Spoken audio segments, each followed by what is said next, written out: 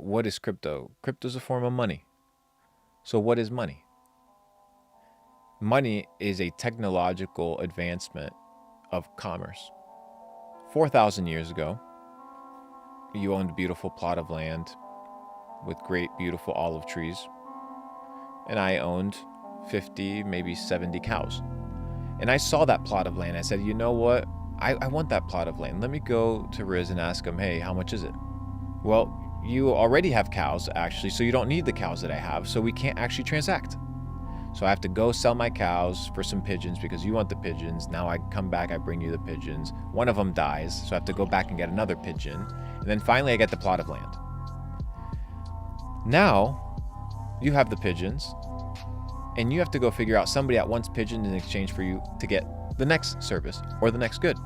So the problem was with the bartering system, there was no ability to scale, no ability to build monopolies, because there was no ability to sustain wealth, and there's no what? Medium of exchange that we both agreed upon. We introduced the next form of bartering, the next form of commerce, coinage. Coinage is a technological revolution. It was the first time that we all agreed upon what was something and what was the store of value. So, successful merchants, kings, they began to hoard it. And they began to build treasuries.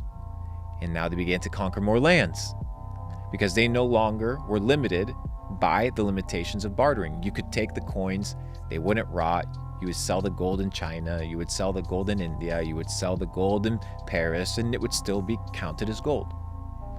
So now you had the ability for scale. The issue was, now kings started realizing, hey, maybe I can shave a little bit off the top of the coin and make some new coins. And you know what? Maybe the people won't notice that I'm, printing coins out of thin air. Maybe I'll add some alloy or some metal instead of the silver, diluting the currency. So they began to realize, hey, like coinage now can be forged. So we need another system. Now people can no longer have their own system. We need to have something centralized. Everybody's managing on gold. The banks are holding gold. Let's get rid of the gold standard. Let's introduce paper money.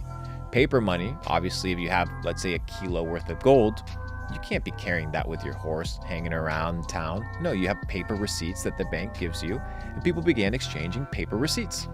The receipts of what? The units of gold that were in the bank. But then the banks got cheeky, and they said, you know what? Nobody's checking our bank reserves, so what if we issue more paper than we actually have gold reserves? And the French noticed. They're like, hey, these motherfucking Americans, they're printing more paper, handing it out to people than the gold that they have in the reserves. So they came in and they wiped out all the reserves, collapsing the economy. So what did they have to do? They had to introduce the gold standard, getting rid of the gold standard. Why? Well, now we just can print as much money as we want and it's not pegged by gold. And now we were introduced with paper. And then credit cards rolled around. Yeah, I still had to go into the bank and deal with paper, but I could transact and buy things with a piece of plastic. Okay, so now digital money was introduced. But now we have the battle of what is the digital money that we want to adopt. And in these new crossroads of technological advancement, you have something that's born known as Bitcoin. Bitcoin is the permissionless open ledger. Everybody knows how much of it exists, who owns what based off of, obviously you don't know who owns what wallet, but you know what wallet owns how much. Everything is open, everything is transparent, and everything is what? Peer-to-peer. It's the purest form of going back 2,000 years and transacting gold bar for gold bar in a digital format. It is the evolution of money. It is the natural evolution of money. Now you have the old system, the banking system, the banking cartel that takes a fee off of us transacting. So what is the rule or what is the need of a bank today? What is the purpose of a bank? Well, Luke, the purpose of the bank is to store your deposits. No, a bank does not hold deposits. If they hold deposits, why do they give you interest on your deposit? It's not a deposit. The moment they give you an interest on it, it's a loan. You're loaning them money, they're giving you an interest, they're taking that money, they're investing it. It's not a deposit. It's a loan. Once they give you interest, that thing becomes a liability on their balance. What you're seeing displayed on your checking account is just a record of how much the bank owes you.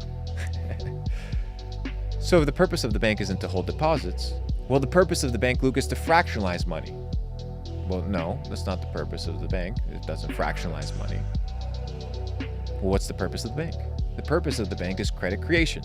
It creates loans. It's in the business of buying and selling securities. So if the bank is in the business of credit creation, and everything around us is getting inflated and more expensive due to the fact that we're creating credit that is being utilized to buy Louis Vuitton bags, it's not productive credit. It's not credit that adds to the GDP. We enter a situation whereby the dilution of our money becomes so big that we no longer trust it.